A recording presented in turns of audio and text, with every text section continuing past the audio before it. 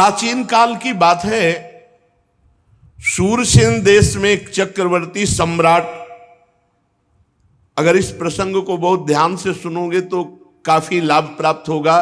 मोह का नाश करने वाला बहुत उत्तम प्रसंग है, अहंकार का दमन करने वाला बहुत उत्तम प्रसंग है, भगवत प्राप्ति के लिए बहुत उत्तम प्रसंग है। प्राचीन काल की बात है, शूरसेन देश में चक्रवर्ती सम्राट महाराज चित्रकेतु राज्य करते थे। वो इतने धर्मात्मा थे कि बिना जोते बोए पृथ्वी अपने आप अन्न देती थी, अपने आप रस देती थी, अपने आप फल देती थी। गेहूं बोने की जरूरत नहीं, अपने आप जैसे जंगली फल फूल होते हैं ऐसे सब अन्न रस फल फूल होते थे। धर्मात्मा राजा की ऐसी राज्य वृत्ति में स्वयं पृथ्वी सब फल फूल अन्न रस देती थी बिना जोते बोए। और उनके 1 करोड़ रानियां थीं। संतान नहीं हो रही थी तो रानियां बढ़ाते चले जा रहे थे, और किसी में भी ऐसी सामर्थ्य नहीं कि संतान उत्पन्न कर दे।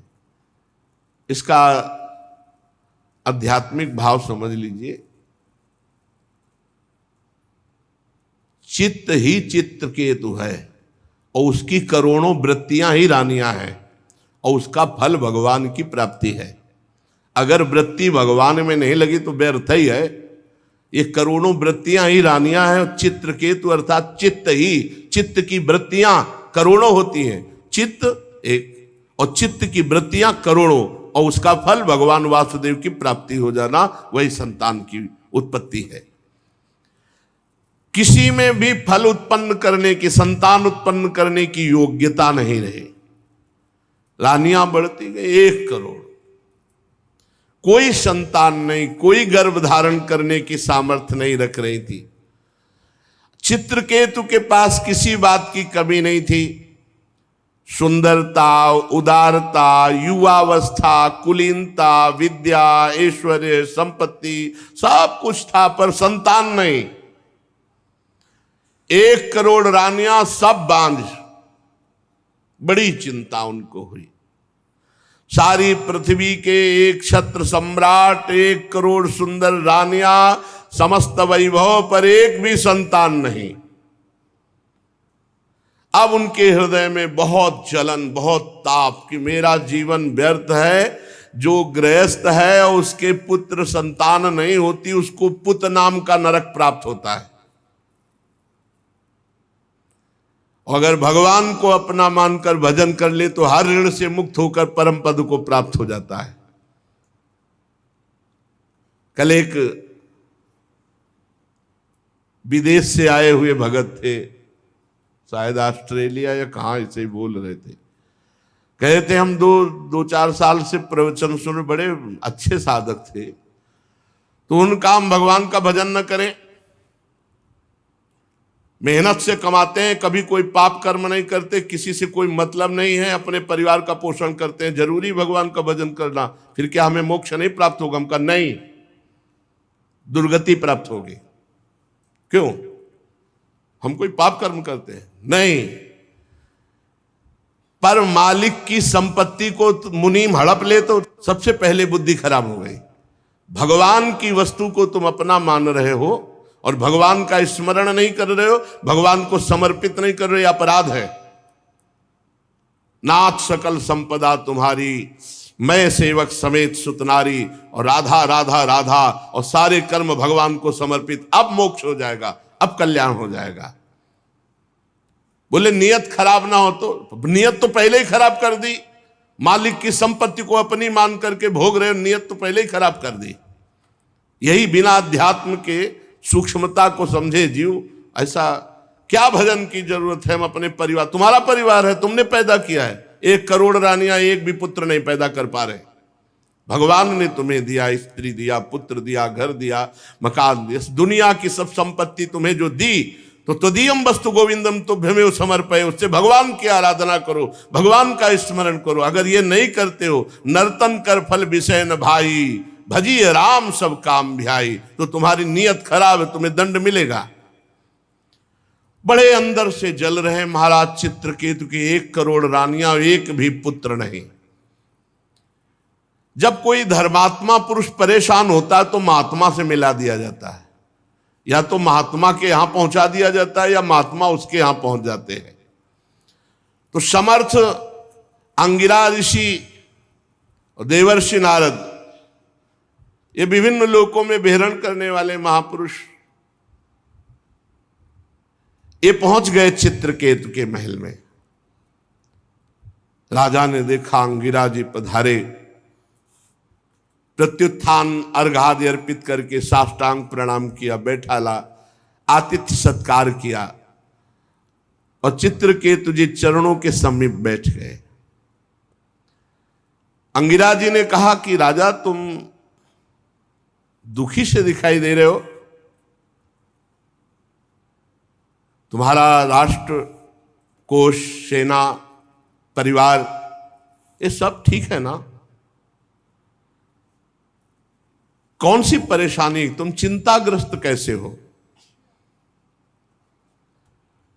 और राजन, सुखी वही होता है जो अपने मन को वश में कर लेता है। सब कुछ ठीक हो लेकिन मन वश में ना हो तो जलाता रहता है, उक्लेश देता रहता है। बड़े बड़े लोकपाल भले अधीन हो जाएं, लेकिन अगर मन अधीन नहीं हुआ तो वो असंतुष्ट जलता रहेगा। तुम संतुष्ट नहीं हो, क्या बात है?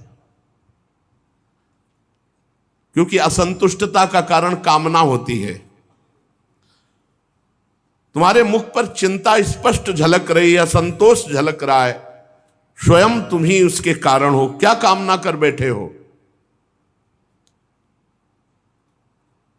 महाराज अंगिरा ऋषि तो त्रिकालज्ञ थे, पर उनके मुख से कहलाना चाहते थे। सम्राट चित्रकेतु ने कहा, भगवान, जिन योगियों की तपस्या, ज्ञान, धारणा, ध्यान, समाधि के द्वारा सारे पाप नष्ट हो चुके हैं, जिनका जीवत्व नष्ट हो चुका है, वो त्रिकालज्ञ होते हैं। उनको अंतर और बाहर दोनों बातें पता होती है, और वो बातें आपको पता है। मैं जानता हूं आप त्रिकालज्ञ महापुरुष हैं। ऐसा होने पर भी जब आप जानबूझकर मुझसे ही सुनना चाहते हैं तो मैं आपकी आज्ञा मान करके निवेदन करता हूं।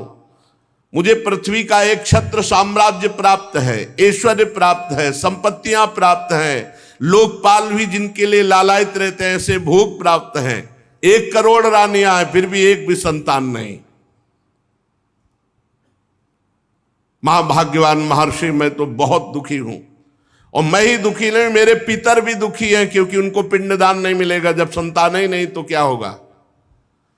अब परलोक में मुझे नरक मिलेगा।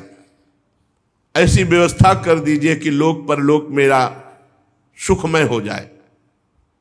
श्री सुखदेव जी कहते, परीक्षित, जब राजा चित्रकेतु ने इस प्रकार प्रार्थना की तो सर्व समर्थ एवं परम कृपालु ब्रह्मपुत्र भगवान अंगिरा ने त्वष्टा देवता के योग्य चरु निर्माण करके उनका यजन किया, और चित्रकेतु की सबसे बड़ी रानी, जो सद्गुणवती और महान स्वभाव वाली, कृतद्युति उनका नाम था।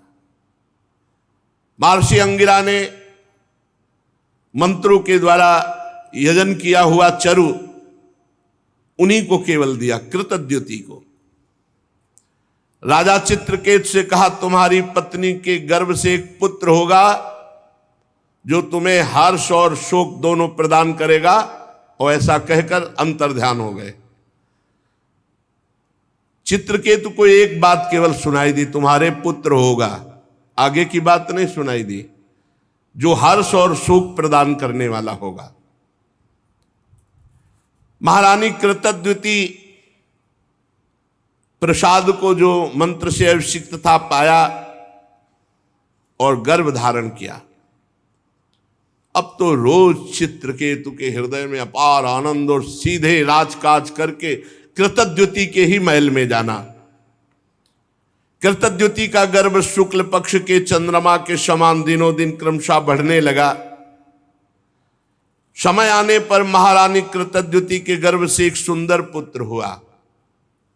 जिस दिन से गर्भ रहा उस दिन से गर्भ जब आज प्रकट हुआ, महाराज रोज वहीं जाते और ये बात शेष रानियों के हृदय में आग पैदा कर दी कि आने की तो बात क्या, देखते भी नहीं महाराज, बस जब देखो कृतद्युति के महल में।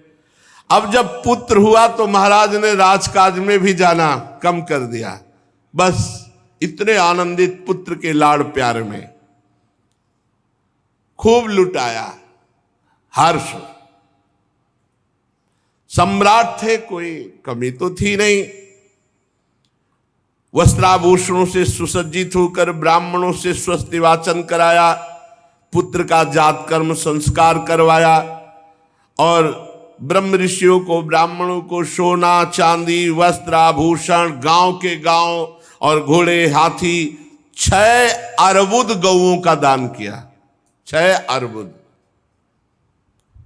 राजा चित्रकेतु पुत्र के लिए धान सब कुछ, जो जो मांगा सब कुछ, ब्रह्म ऋषियों को मांगने वालों को जैसे मेघ वर्षा करता है ऐसे धन की वर्षा की चित्रकेतु जी ने, क्योंकि बड़ी कठिनाई और कामनाओं के बाद पुत्र की प्राप्ति हुई। महारानी कृतद्युति बहुत गर्व में, क्योंकि पुत्र हुआ तो उनका सबसे बड़ा सम्मान। 1 करोड़ रानियां थी, अन्य रानियों के हृदय में बहुत ही सवतिया डाह, ये बहुत जलन वाला होता है। एकत्रित होने लगी और कहे बहन तुम्हारे यहां आए महाराज? बोले नहीं हमारे यहां। बोले देख रही हो रोज कृतद्युति के पास जाते हैं, हम देख रहे हैं कि महाराज कृतद्युति को प्यार कर रहे हैं क्योंकि उनके पुत्र हुआ, हम सब बांझ हैं इसलिए हमारा तिरस्कार कर रहे हैं। एक तो वैसे ही हम जल रही थी कि हमारे गर्भ नहीं रहा, उनके गर्भ हुआ, और दूसरे महाराज भी प्यार नहीं कर रहे। इतनी डाह पैदा हुई कि आपस में कहने लगी कि हम तो अभागिनी हैं ही, पर इनको भी सौभाग्यशालिनी रहने नहीं देंगी। बड़ा विचित्र है ये डाह जो है, ईर्ष्या जो है, ये बहुत जलन पैदा करती है और बड़ा अनर्थ करा देती, बड़ा पाप करा देती है। देखो ना, अब तो महाराज मुझे पत्नी भी मानने के लिए स्वीकार नहीं कर, सीधे बस कृतद्युति के महल में। सचमुच हम सब धिक्कार के योग्य हो गई। देखो हम तो दासियों के समान भी नहीं रही, हम लोग बड़ी अभागिनी हैं। बार बार तिरस्कार पा करके भी सह रही इस तिरस्कार। अब सबने कृतद्युति के प्रति द्वेष प्रकट किया, और द्वेष डाह से बुद्धि मारी जाती है। उनके हृदय में क्रूरता छा गई और सबने एक संगोष्ठी बैठा ली अन्य रानियों ने, और कर कहा कि अगर राजे कुमार मार दिया जाए तो कृतद्युति जो फूली फूली घूम रही है ये सब ठीक हो जाएगा। देखो ईर्ष्या कौन सा रूप धारण करती है। नन्हे राजकुमार को मारने का प्लान बना लिया, संकल्प कर लिया। अब प्रायः धाय मां राजकुमार की सेवा में कई लगी रहती थी। एक धाय को संपत्ति और भय, संपत्ति दिया और भय कि अगर नहीं करेगी तो तेरे मृत्यु दंड दिलाएंगे। तो वो तो रानियां ही हैं, भयभीत हो करके बच्चे के दुग्ध में हलाहल जहर डाल करके पिला दिया गया। देखो ईर्ष्या के कारण इनको ये ध्यान नहीं रहा कि महाराज की हालत क्या होगी। अपने हृदय की जलन मिटाने के लिए कितना बड़ा अनर्थ कार्य कर दिया कि पूरे राज्य का भविष्य उन्होंने चौपट कर दिया। अब जब बच्चा सो रहा है तो नजदीक जाकर कृतद्युति लौट आती, हाल तो बहुत आनंद से सो रहा है, इधर उधर डोलती, लेकिन बहुत समय हो गया। अब धाय से कहा उठाकर ला बालक को, जो आ गया। धाय उस बालक को देखकर चीख पड़ी, क्योंकि अलग अलग धाय होती थी। पूरा नीला शरीर पड़ चुका था। हाय हाय चिल्लाने लगी और मूर्छित सी हो गई। धाय की दशा देखकर रानी दौड़ करके गई और देखा पूरा शरीर नीला, क्योंकि इतना जोर का जहर दिया गया था कि बचने की संभावना ना हो। आंखें उलट गई थी, पूरा शरीर, मुख से फेन निकल रहा था, प्राण निकल चुके थे, मृत शरीर। देखते ही वो तो मां थी, शोक से मूर्छित होकर गिर गई। शरीर अस्त व्यस्त, फिर होश आवे, फिर मूर्छित। रनिवास की सब रानियां एकत्रित हो गई। वो हत्यारिणी भी, वो कृतज्ञता से ज्यादा नाटक कर रही थी रोने और बेहोश होने का, जिन्होंने जहर दिलाया था। कोई जान ही न पावे कि ये सूचना राजा को। अब सोचो राजा की हालत क्या हुई होगी, जो इतनी मनौती के बाद एक पुत्र हुआ था। महाराज तो ये बात सुनते ही कि राजकुमार की मृत्यु हो गई, धड़ाम से गिर गए। मंत्री आज उनको पकड़ करके धीरे धीरे ला रहे, बाल खुले हुए, बस वो तो वही जानते हैं जिनके हृदय में कभी ऐसी पीड़ा हुई हो। लंबी लंबी सांस लेते हैं, आंसुओं की धारा कपोल को भिगो रही और कुछ बोल नहीं पा रहे, बस फिर मूर्छित हो जाते। फिर मंत्रीगण उठाकर उनको महल तक लाए। पति प्राणा रानी कृतज्ञती अपने पति की दशा और अपने बच्चे की दशा देखकर विलाप कर रही। महारानी की भी स्थिति, महाराज की स्थिति, पूरा नगर व्याकुल, पूरा महल हाहाकार। अरे विधाता, तू कितना निर्दयी है, कृतज्ञती जी कहती है। तू अपनी सृष्टि के प्रतिकूल चेष्टा करता है। बड़े आश्चर्य की बात है, हम बूढ़े तो जिंदा बैठे, हमारा बच्चा पधार गया। क्या बिगाड़ा था तुम्हारा इस बच्चे ने, या क्या बिगाड़ा था हमने? वास्तव में अपने पापों का कर्म भोगना पड़ता है। प्राणियों के जन्म मरण का कोई और दोषी नहीं, अपने ही कर्म होते हैं, अपना ही प्रारब्ध होता है। अगर अपना ही प्रारब्ध सब कुछ है तो विधाता तो किस बात का विधाता? हमें लगता है कि तूने कभी किसी से संबंध नहीं जोड़ा, स्नेह नहीं किया, प्रेम नहीं किया, इसीलिए तू इतना निठुर है। इस बच्चे को मार करके तेरे को क्या मिला?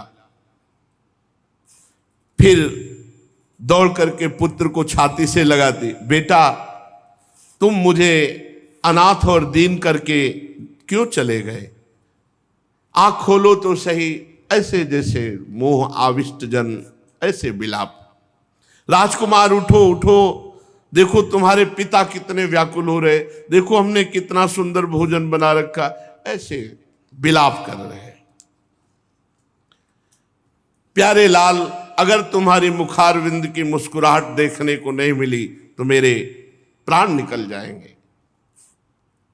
श्री सुखदेव जी कहते, परीक्षित, चित्रकेतु और रानी कृतज्ञती अपने मरे हुए पुत्र को बार बार छाती से लगा के से फूट फूट कर रो रहे हैं, विलाप कर रहे हैं। सारा नगर शोक में डूब गया कि अरे भविष्य में होने वाले राजकुमार राजा होते और उनको विष दे दिया गया, ऐसा। अब कोई वहां समझाने वाला तो है नहीं। फिर वही दोनों महापुरुष आ गए, महर्षि अंगिरा और देव ऋषि नारद जी। इसी असर जब कोलाहल मचा हुआ है महान दुख का। राजा चित्रकेतु तो मृत प्राय होकर पुत्र के पैरों के पास पड़े हैं। अंगिरा और देवर्षि नारद जी गए और कहा, राजेंद्र उठो उठो।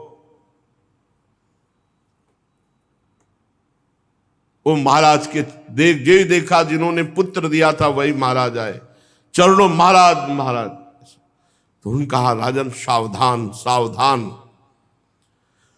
तुम जिसके लिए इतना शोक कर रहे हो बालक पहले तुम्हारे पूर्व के जन्म में कौन था जानते हो? तुम उसके कौन थे जानते हो? अगले जन्म में वो तुम्हारा क्या बनेगा, तुम उसके कौन बनोगे जानते हो? अरे राजन, जैसे हवा के प्रवाह से बालू कण मिल जाते हैं फिर अलग हो जाते हैं, ऐसे ये ना यहाँ कोई किसी की पत्नी ना यहाँ कोई किसी का पुत्र है, कर्मानुसार कुछ समय के लिए आया फिर चला जाएगा। जैसे कुछ बीजों से दूसरे बीज उत्पन्न होते और नष्ट हो जाते हैं, ऐसे भगवान की माया की प्रेरणा से कुछ उत्पन्न होते हैं, कुछ नष्ट होते रहते हैं। ये चक्र चलता रहता है। सत्य वस्तु परमात्मा है।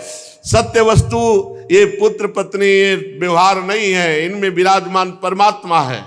भगवान सबके अधिपति हैं। जन्म मृत्यु आदि विकार शरीर के होना है, निश्चित होना है, सबके होंगे, हम तुम भी जाएंगे। और उस परमात्मा का कभी नाश नहीं होता, अविनाशी का। राजन, जैसे बच्चे घर घरौंदे बनाते हैं, खेल खिलौने बनाते हैं, खेलते हैं, बिगाड़ देते हैं, ऐसे ये संसार का खेल है। वो भगवान इसको अपने आप में रचता है, अपने आप से खेलता है, अपने आप का विनाश करता है। तुम क्यों इतना विकल हो रहे हो? पिता की देह द्वारा माता की देह से पुत्र की देह की उत्पत्ति होती है। पिता माता और पुत्र इन तीनों में परमात्मा विराजमान है, कोई नहीं जान पाता। बाहरी दृष्टि से अपने संबंधों को मान लेते और जब समय आता है बिछुड़ते तो हाय हाय करते। ये सब अविद्या कल्पित, माया कल्पित है। जब महर्षि अंगिरा और देवर्षि नारद जी चित्र के उसको समझा बुझा रहे थे तब उन्होंने मुख धोया और धैर्य धारण करके कहा कि ज्ञानवान महान आप इस समय मेरी बुद्धि काम नहीं कर रही। आप अवधूत वेश में हम पर कृपा करने भगवान ही आए हैं। मैं जानता हूं भगवान के प्यारे ब्रह्मवेत्ता जब हम जैसे कोई धर्मात्मा दुखी होते तो अपने आप आकर कृपा करते हैं।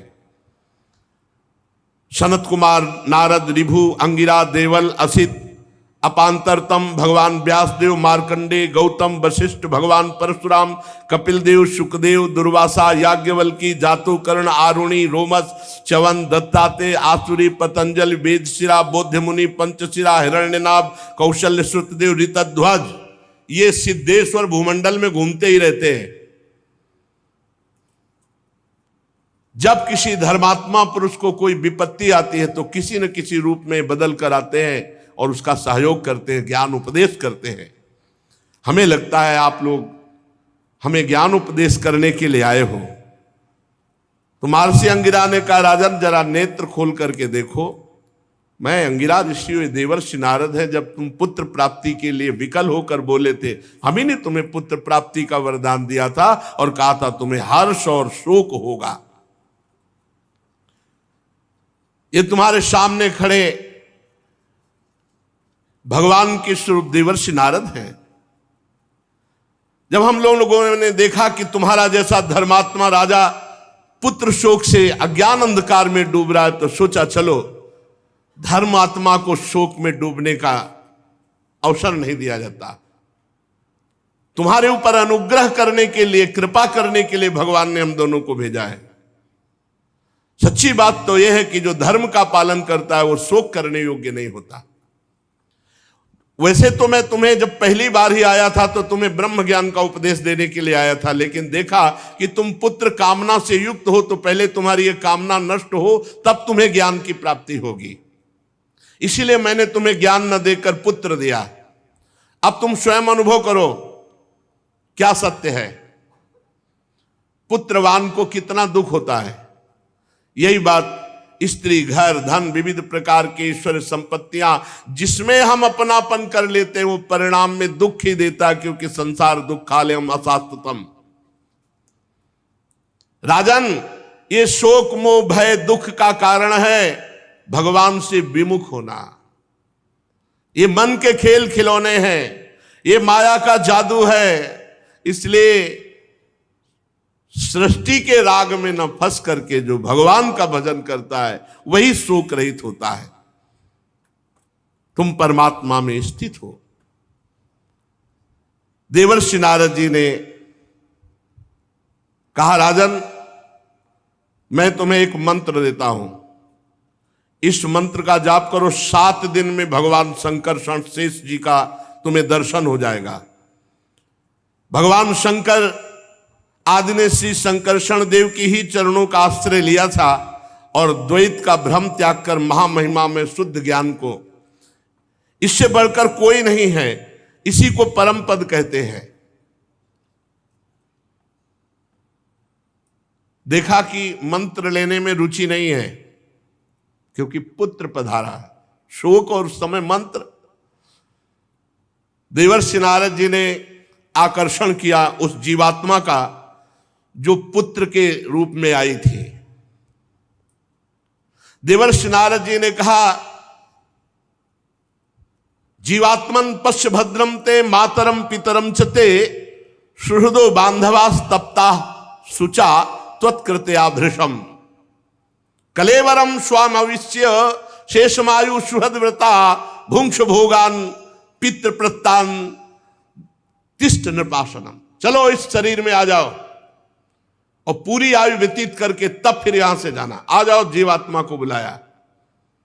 ये देखो तुम्हारे पिता कैसे व्यतीत हो रहे, माता कैसे, और सब पूरा महल कैसा रो रहा है। आओ और पिता के दिए हुए भोगों को भोगो, और मैं कह रहा हूं पूरी आयु व्यतीत करो। चलो अपने शरीर पे आ जाओ। जीवात्मा ने आवाज की, कहा, देवर्षि जी आप कह रहे हैं, आप कह रहे हैं कि मेरे पिता है, माता है। अरे इसके कितनी बार मैं बाप बन चुका हूं, कितनी बार इसका माता बन चुका हूं। ये मेरा माता पिता नहीं है। ये कितनी बार भाई बन चुका है, कितनी बार नाती बन चुका है, कितनी बार हमारा शत्रु बन चुका है। ये कितनी बार हमसे उदासीन हुआ है, कितनी बार हमसे द्वेष किया है। अपने कर्मानुसार मैं आज इसका पुत्र बना था, बस इतने समय के लिए। ये मेरा कोई नहीं है। जैसे व्यापारी के पास से सामान एक के पास दूसरे के पास जाती रहती है, ऐसे कर्मानुसार जीव एक के पास दूसरे के पास जाता रहता है। विचार करने से पता चलता है। 4 दिन इसके यहां जन्म ले लिया, ये हाय हाय करके कह रहा है मेरा पुत्र, मेरा पुत्र। ये सुना रहे हैं सबको, सबके बीच में सुना रहे हैं। नित्य अहंकार रहित वो जब जीव अपने कर्मानुसार गर्भ में आता है, तभी तक, जब तक शरीर में रहता है तभी तक वो माता पिता मानता है। इसके बाद कुछ नहीं उसकी याद, कोई उसका नहीं। जैसे कोई लोग पूछते हैं कि हम जब मर के जाएंगे तो हमारे पिता हमसे बात करेंगे, माता बस शरीर तक, शरीर छूटा काम खत्म। शरीर तक केवल संबंध। मैं अविनाशी हूं, मैं सूक्ष्म हूं, जन्मादि से रहित हूं, अपने कर्मवश इसके गर्भ में आया था। ये ना मेरी माता है ना मैं इसका पुत्र हूं। जन्म मृत्यु से रहित हूं, मैं ईश्वर स्वरूप हूं। ना तो मेरा कोई प्रिय है ना कोई अप्रिय है, ना मेरा कोई अपना है ना कोई पराया है, ना कोई हित है ना कोई अहित है, ना कोई मित्र है ना कोई शत्रु है। मैं सबसे उदासीन, मैं अद्वितीय हूं। इस शरीर कर्मानुसार ग्रहण करने मात्र से केवल कुछ समय के लिए मैं पुत्र बना था। राजा से कहा सुनो। और देवर्षि नारद जी से जीवात्मा ने कहा कि अब इस शरीर, गंदे शरीर को मैं स्वीकार नहीं करता। राजा ने कहा कि जाओ जाओ, मोह नष्ट हो गया। क्योंकि जब ज्ञान की बात सुनी, जीवात्मा ऐसा कहकर अंतर ध्यान हो गया, राजा का मोह बंधन कटा। फिर उन्होंने मंत्र लिया। पहले मंत्र, मोह गए बिनु राम पद होई न दृढ़। बहुत मोह विचित्र होता है। अब तो राजा ने उदासीन होकर के कहा इसका जात संस्कार कर दो। शरीर का और दैहिक क्रियाएं पूर्ण की गई।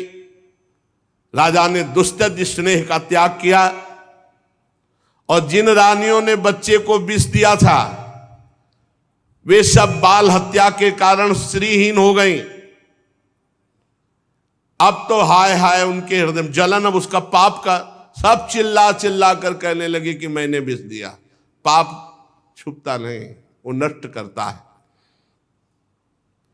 अंगिरा जी ने उनको भी उपदेश दिया, बाल हत्या का प्रायश्चित करवाया, मात्सरहीन करके उनको भजन में लगाया। जहां संत पहुंच जाते हैं मंगल ही मंगल हो जाता है। उन सब माताओं को जिन्होंने ईर्ष्यावश जहर दिया था, बाल हत्या का प्रायश्चित करवाया, मात्सरहीन किया और उनको भजन का उपदेश किया। अंगिरा जी और नारद जी के उपदेश से राजा चित्रकेतु के हृदय में वैराग्य, उन्होंने तत्काल संपूर्ण राज्य छोड़ दिया और जो मंत्र दिया था उसका एकांत में यमुना जी में विधि पूर्वक स्नान करके समस्त धार्मिक क्रियाएं की और संयतेंद्रीय होकर के नारद जी को जो गुरुदेव के रूप में वर्ण करके उनके द्वारा दिए हुए मंत्र से, अब नारद जी ने कहा कि सुनो, मंत्र तो है, मैं एक विद्या का उपदेश करता हूं जिससे तुम बहुत जल्दी महान पदवी को प्राप्त हो जाओगे। ओम नमस्तुभ्यं भगवते वासुदेवाय धीमहि प्रद्युम्नाय निरुद्धाय नमः संकर्षणाय च नमो विज्ञानमात्राय परमानंदमूर्तये आत्मा रामाय शांताय निवृत्तद्वैत दृष्टये आत्मानंदानुभूत्यैव न्यस्त शक्तिर्मये नमः ऋषिकेशाय महते नमस्ते विश्वमूर्तये वचस्यु परते प्राप्य यैकैको मनसः स अनाम रूपस्यन्मात्रः सोऽव्यान्नः सदसत्परः यस्मिन्निदं यतश्चेदं तिष्ठत्यप्येति जायते मृण्मये स्वीयो मृज्जातिस्तस्मै ते ब्रह्मणे नमः यन्न स्पृशन्ति न विदुर्मनो बुद्धिन्द्रियासवः अंतर्बहिष्य विततं व्योमवत्तन्नतोऽस्म्यहम्। ओंकार स्वरूप भगवान वासुदेव प्रद्युम्न, निरुद्ध और संकर्षण रूप से क्रमशः चित्त, बुद्धि, मन और अहंकार के अधिष्ठाता है। मैं आपके इस चतुर्व्यूह रूप को बार बार नमस्कार करता हूं। आप विशुद्ध विज्ञान स्वरूप हैं, आपकी मूर्ति परमानंदमयी है, आप अपने स्वरूप भूत आनंद में मगन रहते हैं, आप माया जनित राग द्वेष आदि दोषों का तिरस्कार करते हैं। हे प्रभु, मैं आपको नमस्कार करता हूं।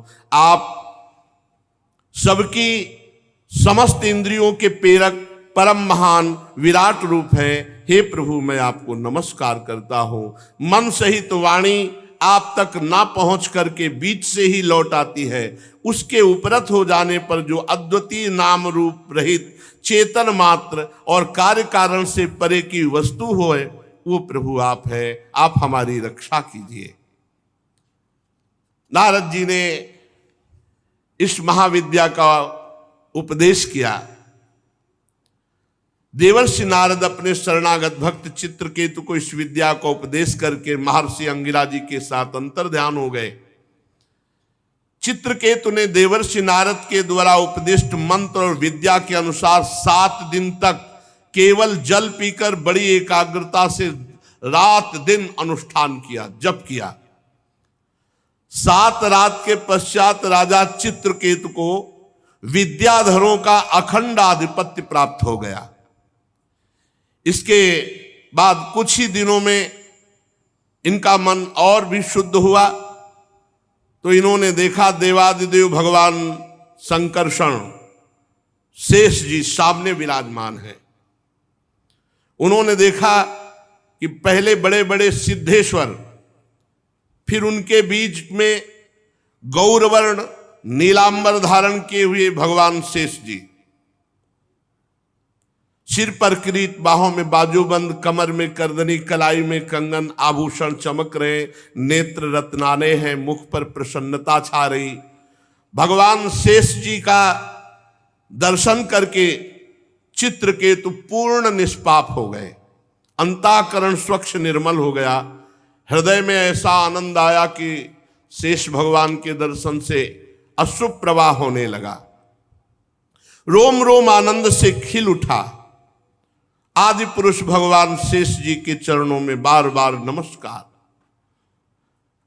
आंखों से आंसू टपक रहे, बार बार भगवान के चरणों में प्रणाम कर रहे हैं। प्रेमोद्वेग से एक अक्षर भी नहीं निकला। बहुत देर तक वो रुदन करते रहे। भगवान शेष जी की कुछ भी स्तुति न कर पाए। थोड़ी देर बाद भगवान की कृपा शक्ति से उनमें कुछ बल आया।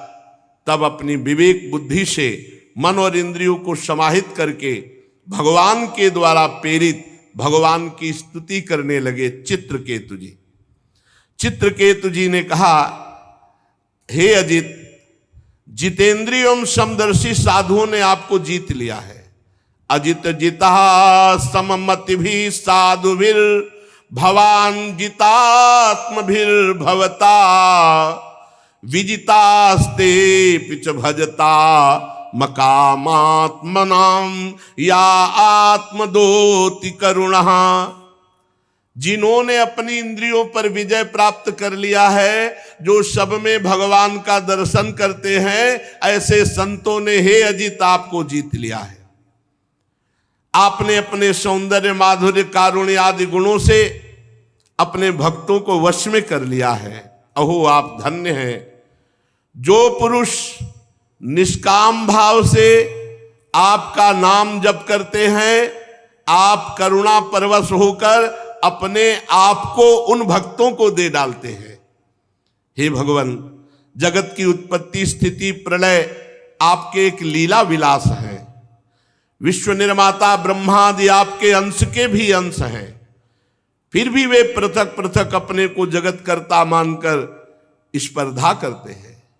नन्हे से नन्हे परमाणु से लेकर बड़े से बड़े महातत्व पर्यंत संपूर्ण वस्तुओं के आदि अंत और मध्य में केवल आप ही विराजमान हो। छोटे से छोटे परमाणु में भी आप विराजमान हैं। अणुअणियान महतो महियान। प्रभु, कोई भी वस्तु ऐसी नहीं जिसमें आप न विराजमान हो। भाई यही बात समझ में आ गई तो सर्वत्र भगवान का साक्षात्कार।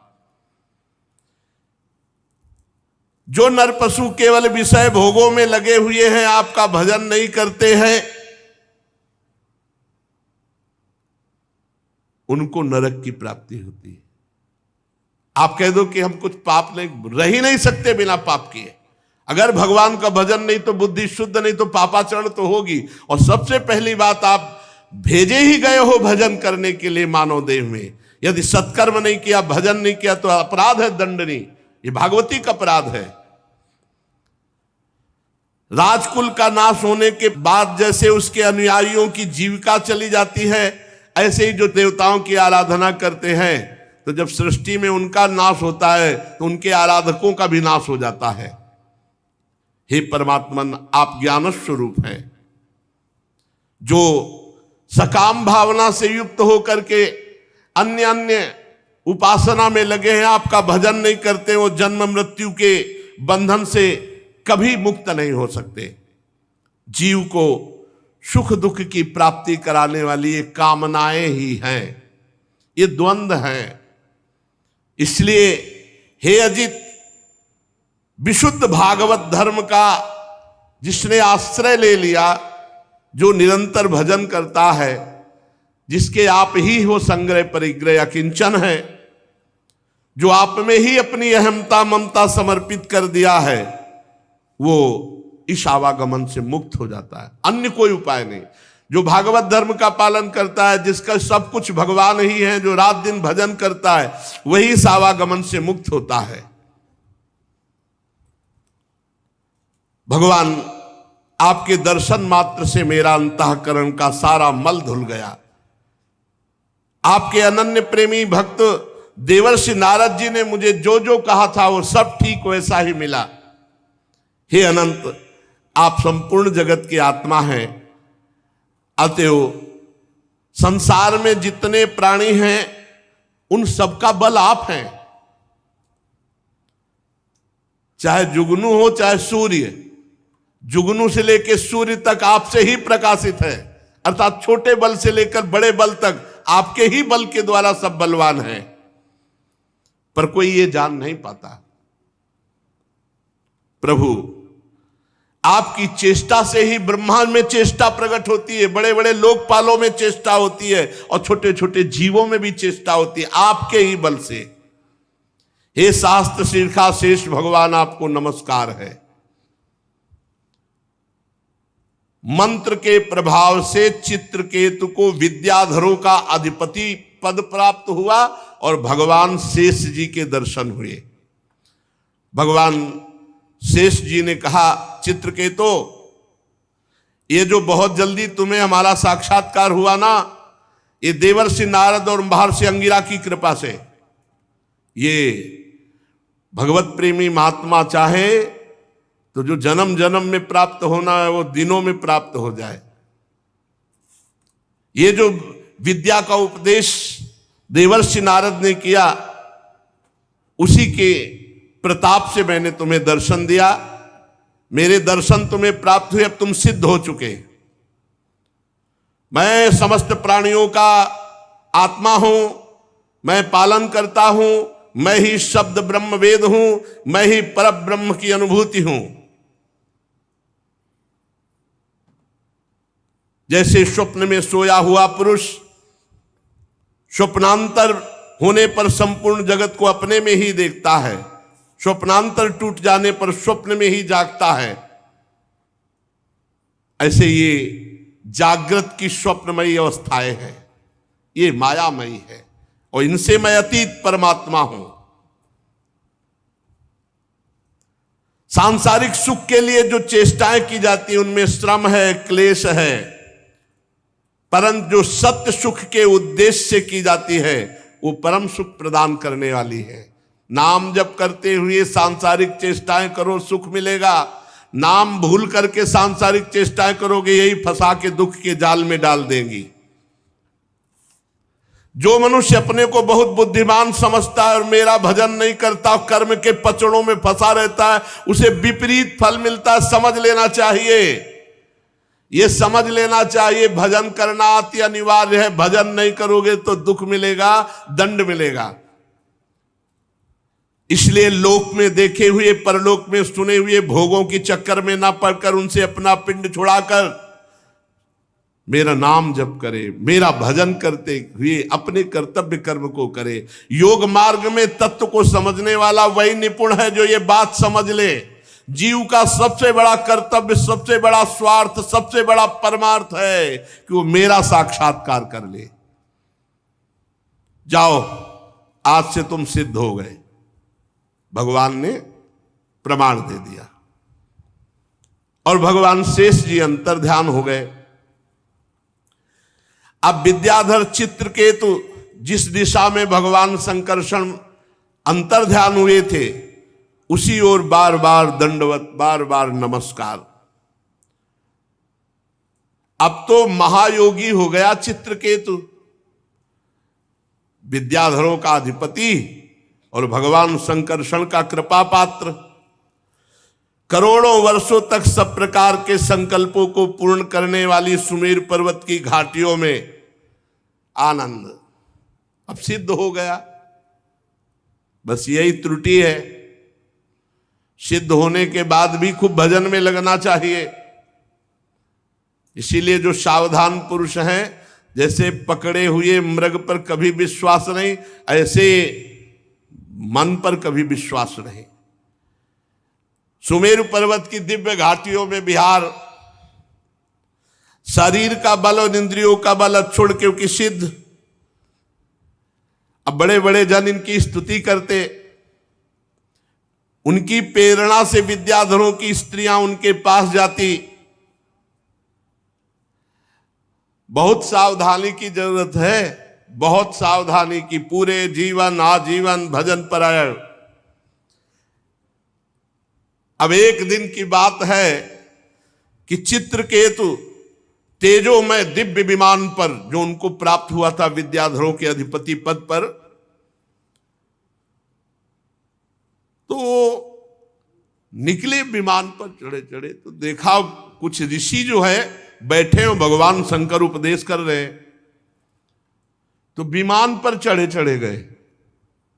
अरे थोड़ा तो बुद्धि ठिकाने रहनी चाहिए, ये अहंकार आ गया। देखो भगवत साक्षात्कार के बाद भी अगर भजन में त्रुटि हो गई तो किसी और की माया नहीं, उन्हीं की माया है, उतने पे भी भ्रम पैदा कर देगी। ये भी बात समझ लो।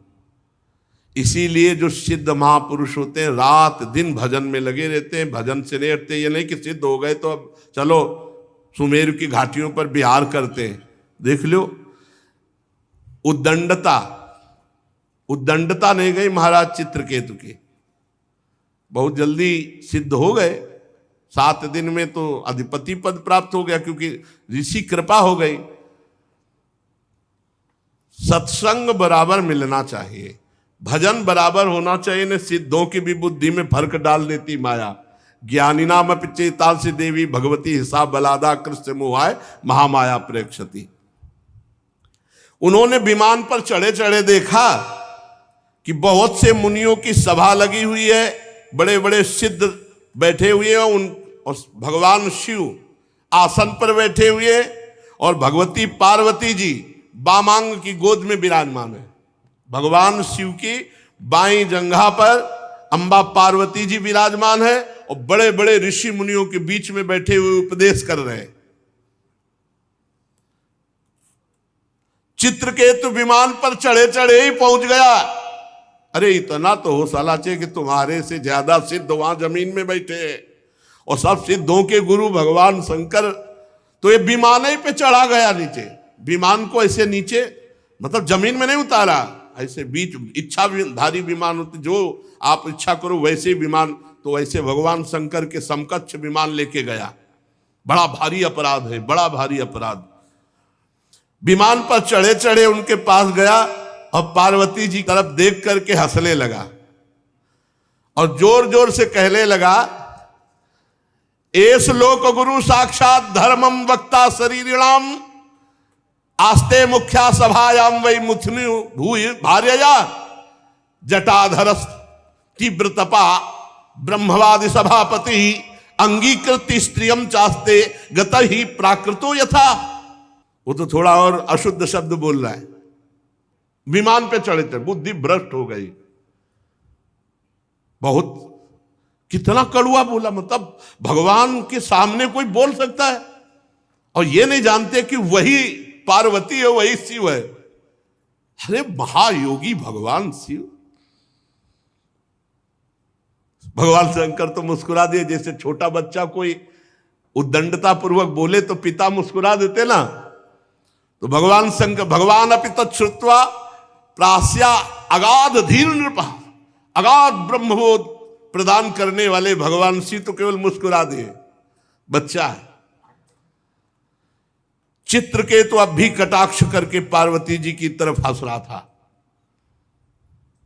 भगवान शिव शांत बैठे। सब ऋषि मुनि, अरे इसकी बुद्धि भ्रष्ट, क्या बोल रहा है। अरे सनकादि अब ऋषि मुनि हुआ, कोई थोड़ी है कि सब सिद्ध भगवत प्राप्त महापुरुष वहां बैठे, ब्रह्मबोध चर्चा हो रही। चित्रकेतु को भगवान शंकर का प्रभाव नहीं मालूम था, सत्संग नहीं हुआ। बहुत काल सत्संग करने से तब बात भक्तमाली जी कह रहे थे बिना सत्संग के भगवान मिल सकते, उद्दंडता नहीं जा सकती। अगर साधु सेवन किया होता ना 2-4 साल, लंगोटी धोया होता महात्मा की, तो इसकी बुद्धि खराब नहीं होती। मंत्र दे दिया, 7 दिन में मंत्र के प्रभाव से विद्याधर का अधिपति बना। थोड़े दिन और जब किया, संकर्षण भगवान का दर्शन हो गया। अभी एक कुछ दिन रहता संतों के, नारद जी के पास, संतों के पास रहता, तो उद्दंडता ना रहती इसकी। इतनी बड़ी उद्दंडता। जितने भी सभा में बैठे थे सब की रुद्र दृष्टि हो गई। कैसे बात कर रहा है भगवान शिव से, कैसे बात कर रहा है। चित्रकेतु को भगवान शंकर का प्रभाव नहीं पता था, इसलिए वो ऐसे अशुद्ध शब्द बोल गया। और उसको एक अहंकार हो गया। रुषाहा देवी दृष्टाय निर्जितात्माभिमानिने, उसको घमंड था कि मैं विद्याधरों का अधिपति हूं और मैंने संकर्षण भगवान का साक्षात्कार किया। ये बहुत ही आश्चर्य की बात है। इसीलिए सत्संग अनिवार्य है।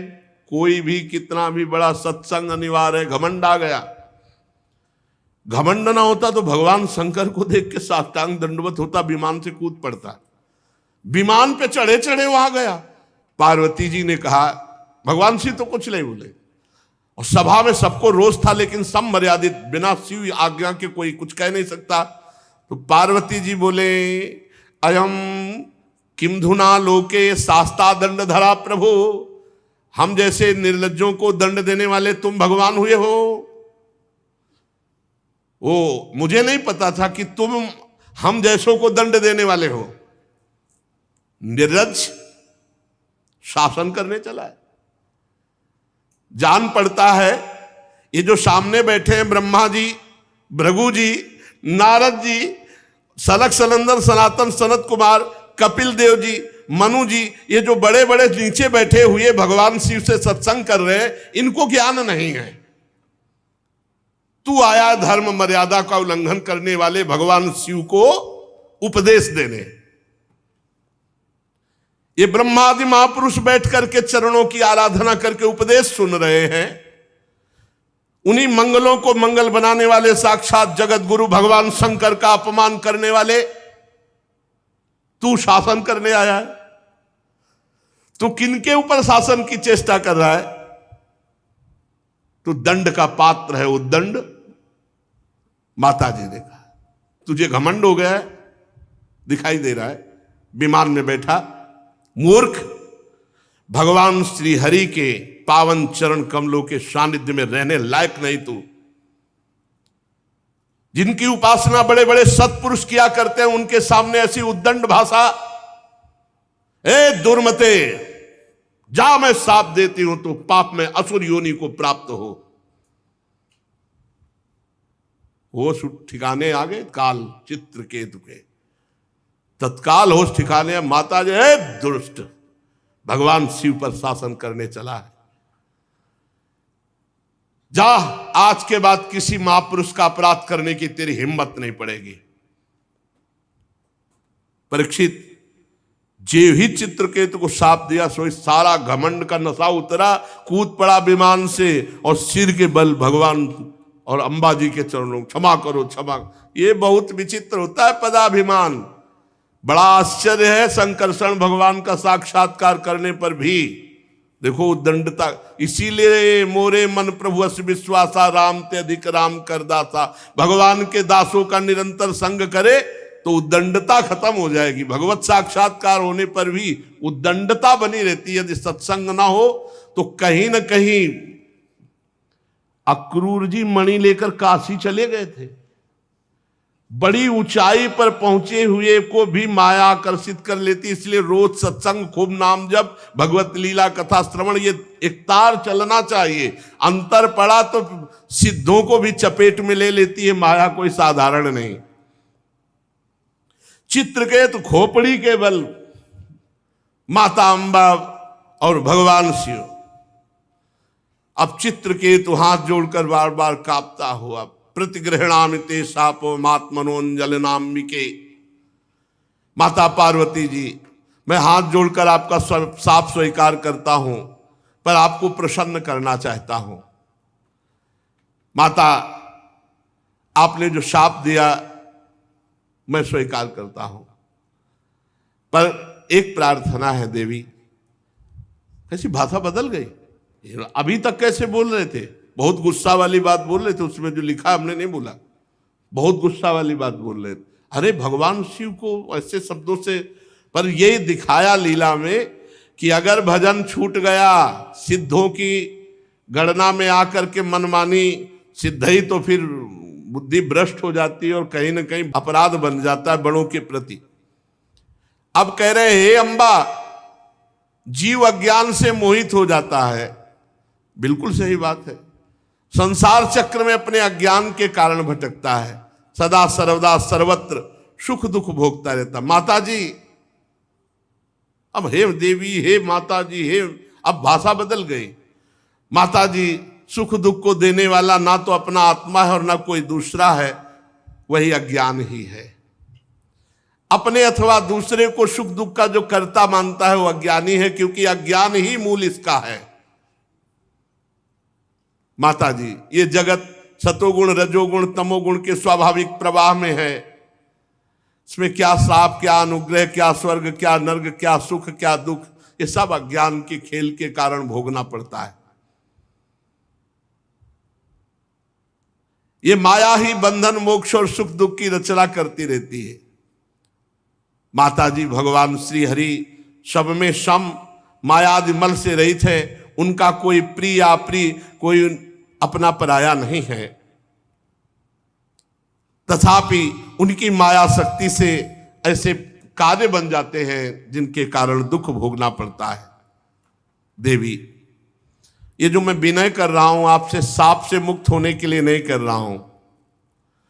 मैं ये चाहता हूं कि मेरी अनुचित चेष्टा, मेरी अनुचित जो बात हो गई, उससे आपको जो दुख हुआ उससे मैं क्षमा याचना चाहता हूं।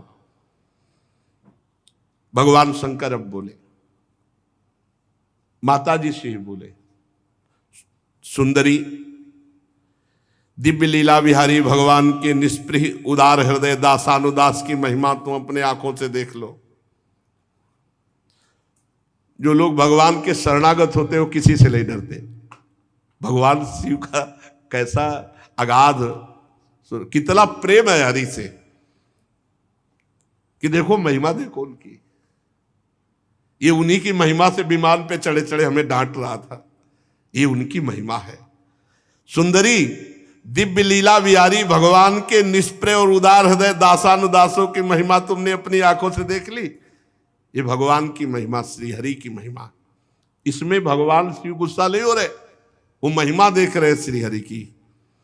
जो लोग भगवान के शरणागत होते हैं देवी, वो किसी से नहीं डरते, क्योंकि उन्हें स्वर्ग मोक्ष नरक इन सब में एक भगवान की ही कृपा दिखाई देती है। उनको कोई डर नहीं है। जीवों को भगवान की लीला से ही देह का संयोग होने के कारण सुख दुख, जन्म मरण, शाप, अनुग्रह आदि द्वंद्व प्राप्त होते हैं। भगवान शंकर ने बड़ा सुंदर उपदेश किया, जल्दीबाजी में उसका स्वाद नहीं ले पाएंगे, तो फिर शेष चर्चा आगे। श्री राधा वल्लभ लाल की जय।